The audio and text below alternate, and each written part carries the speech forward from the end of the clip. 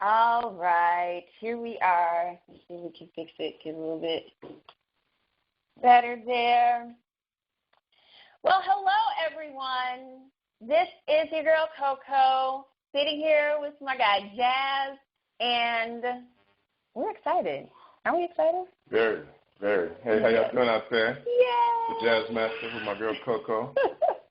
Sagittarius love, baby. Sag Live! Woo-hoo! That's power, baby.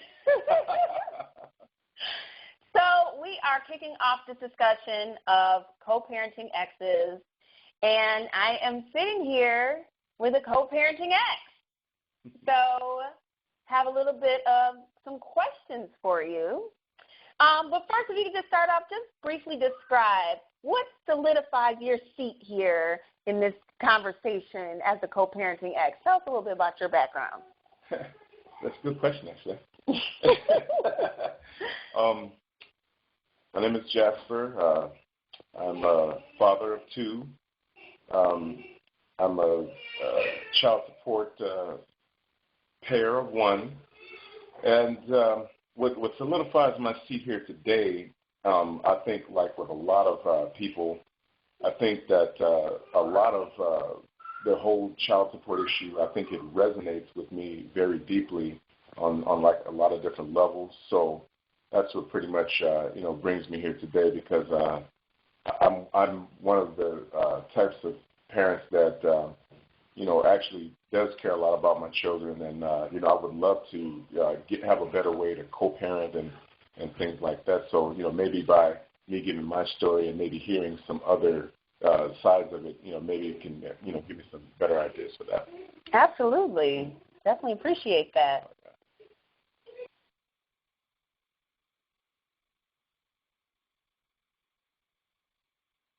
Sorry, still a little housekeeping.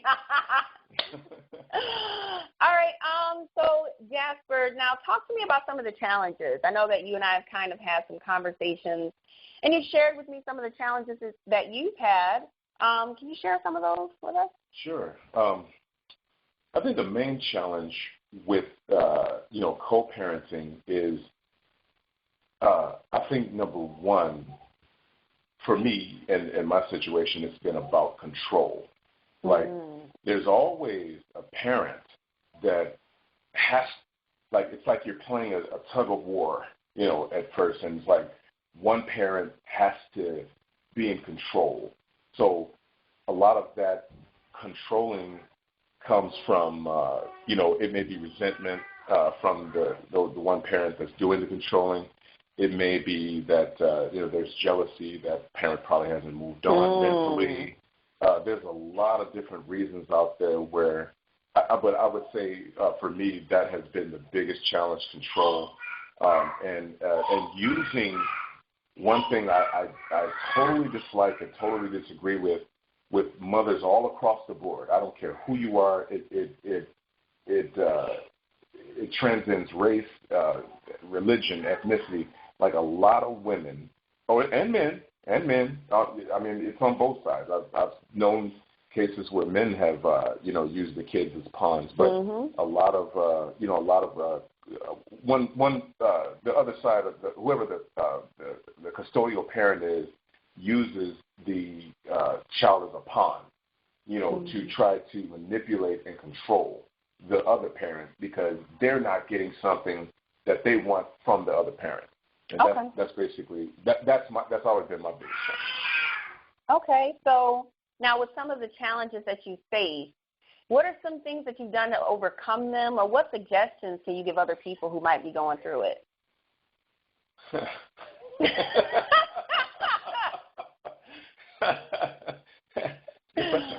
No calling anyone out. I don't want to say no names. But, totally anonymous. Yeah. I think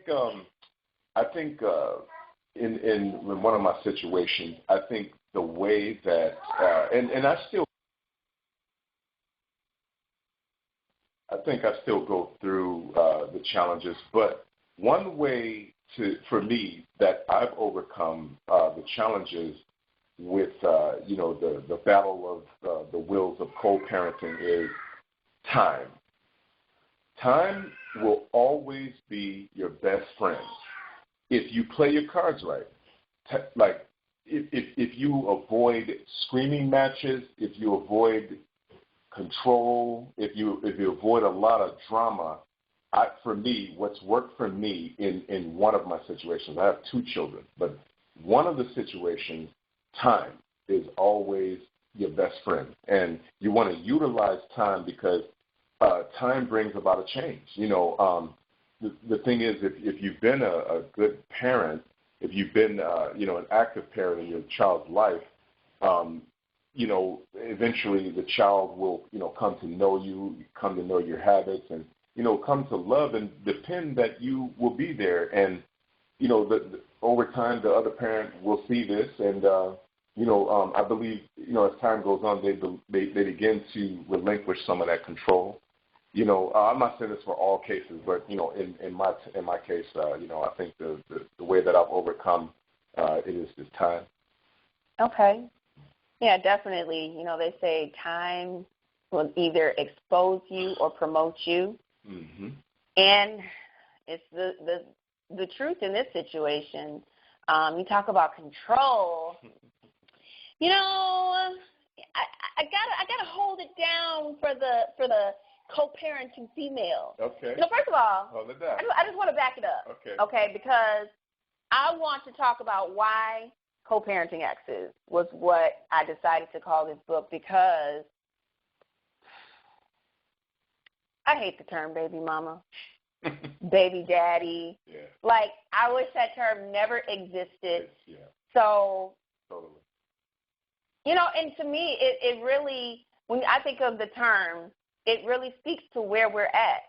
All you are is a sperm donor, or, you just birthed this child, and you aren't concerned with raising it. So that's why I feel like the term co-parenting ex, or co-parenting, you're co-parenting with somebody that you were an ex of, whether it was ex-husband, ex-boyfriend, ex-booty call gone wrong, because it can happen, y'all. Yes. But, I agree with you on that. I've never really cared for the term myself. I'd rather say, like child's father, or child's mother, or, I don't. But then that gets to sounding all like regal. Yeah. That's all it do, So I call my son's Father of Phoenix. He's a mythical character. Oh, man. Brutal. Anyway. Brutal. So, you kind of spoke to it already in saying, talking about the control issue, but, I'm going to just ask anyway, if there's any one thing that you wish you could understand more, like if you just knock your head against the wall, like, I don't get it, what would you say it was? Wow. I think the best thing, the one thing that I would want to understand most in the whole co-parenting situation, in my case, being a father who actively wants to be in their child's life, who wants to be a part, who wants to help raise and guide, I will never understand. The one thing I wish I could understand is why would the other, the custodial parent, why would you keep your kid away from the parent? Why? If I could understand why people do that, I have my own reason why I think why. Okay. But if in my situation, if I could understand why they did that, why did they keep my children away from me? Like, all I wanted to do was be a part of their life. Like, I'm not a bad person, or I'm not a criminal, or I'm not I'm not harming or putting my children in danger in any kind of way, never have. And I don't understand why they chose to keep and continue to keep my children away from me when all I wanted to do was be a part of their life. In a perfect world, most women, I would like to think, would want their kid's father to be in their life. In a perfect world. Maybe some don't. Maybe there's always a situation beforehand, a precursor that, leads to what the situation is now. But for me, it's all, if I could understand it, why were my children kept away from me and for so long, and what was the reasoning behind you doing that when I may have gave you a reason that I didn't know of, but in my head, I didn't give you a reason. So I want to know why. And that's very interesting because, I've been on the other side of that. Yeah. You brought up some concerns that are legit. If it's a situation where it's, your child is in danger, you're fearing for their safety or things like that, I can understand. Right. But when it comes to just the petty jealousy, I don't want you around him because we're not together, right.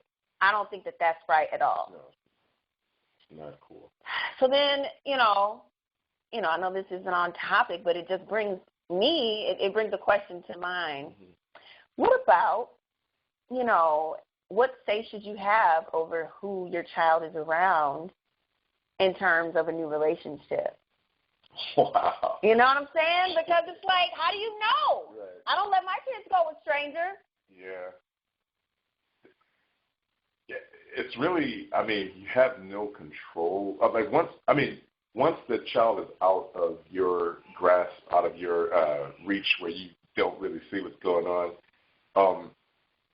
you can tell the other parent that, I don't want this child around certain people. But I don't know. That question, it's kind of tough because it's like you should have a say-so,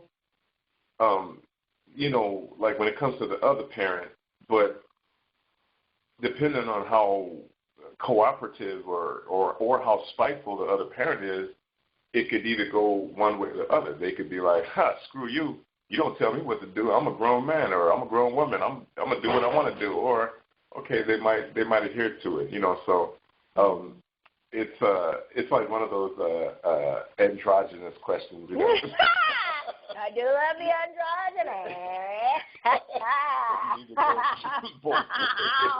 Ooh, loaded words. Yeah. Okay. So, that's at the heart of it. And there's actually a chapter in the book that talks about a new relationship because that is a very, sketchy topic because you never know. And there's advice that it gives the custodial parent, the non-custodial parent. And then there's also some advice for the newbie because that's what a new person coming into your situation is. Yeah. And, obviously I go into a little bit more detail there, but there's definitely specific guidelines that should be followed just to keep the peace. Right. At the end of the day, it's about the child. That's right. Correct. And these kids are really going through some things. I talked a little bit about it. One of the main things that motivated me to write this was knowing that young people are the suicide rates have skyrocketed. Oh, wow. And it's been linked directly to issues relating to divorce and breakups and stuff like that. Of course. And then teenage pregnancy is on the rise because fathers are not in their children's lives for whatever the reason. And girls are reaching out to these guys, boys, and they don't understand.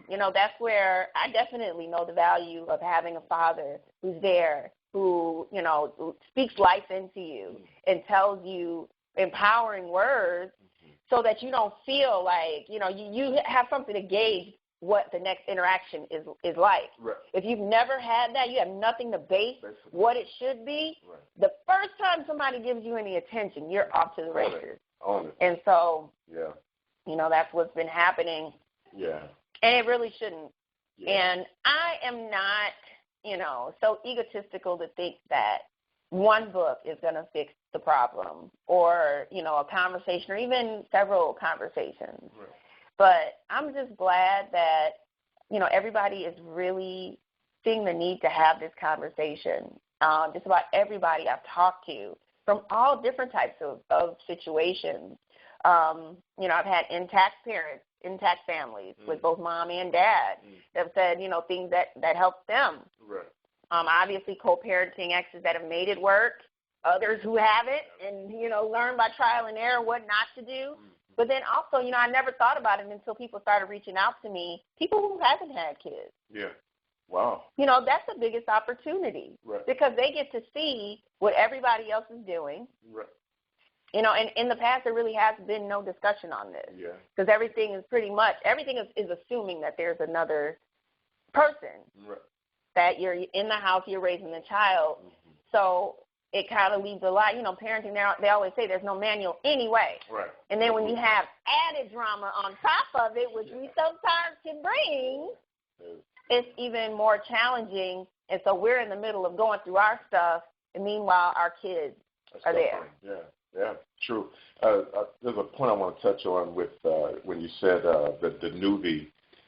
I think that is like a very critical, that's a slippery slope when a new person comes along, for the non-custodial parent and for the newbie, because the thing is, the newbie is coming into the situation. She doesn't, or he or she may not fully understand it. Mm-hmm. It could be dangerous for the newbie, or for the parent, because when things end abruptly or not abruptly in a relationship, like 9 times out of 10, it's very rare that both parents like mutually separate. Somebody still has feelings. Right. Somebody still has feelings for one of the parents. So that's where the games and that's where all the obstacles come in. But you have to really be careful with bringing newbies around young children, because children anyway, but you have to be careful because it's like, you're bringing them into a situation. And then I feel like for the non-custodial parent, I feel like with that whole situation, like I feel like, if you've broken up with the other parent, you got to give yourself time to heal, give yourself time to process the situation, to go through the withdrawal, the pains, because you're not with what's going on, and then with the child situation, and then you have the newbie. You're trying to focus on that. It's just too much. I don't feel like you're ever really going to be dialed in, So you got to give yourself time to heal and grow from the situation so that you can concentrate on the new relationship. Okay. And as you hear, the results of my co-parenting exes are on the fritz. So we're going to cut this short, but I really appreciate you taking the time out and sharing your insights, and I'm excited. I know that you guys have things that you want to share, that you want to talk about, questions you want to ask, stuff you want to get off your testicles. Yeah, you guys definitely tune into Coco's new book. I'm excited to read it myself. I think Coco is a very sharp woman. I think she's very, observant. With her having the experiences firsthand, she'll be able to definitely, give you her insights and things into the book. So, Coco, much love, much power to you. I can't wait to read it. You're the best. Thank you. It means so much to have your support, like seriously. Thank you. Because of the stuff that you're doing with your music, the Jazzlosophy album, you guys have got to check it out. Oh, my God. And I know we got this project. Yeah. Guilty Pleasure's coming soon, baby. My girl Coco, we got a track that's going to be a banger. We're doing it big over here, So you guys just stay tuned, and we got a grab bag full of treats for you this next round. A whole grab bag, y'all. All right. Been real. Peace, love, your girl Coco and Jazz. Signing off. Peace, love, soul. Co-parenting exes unite. Hurrah! All right. Hold it down.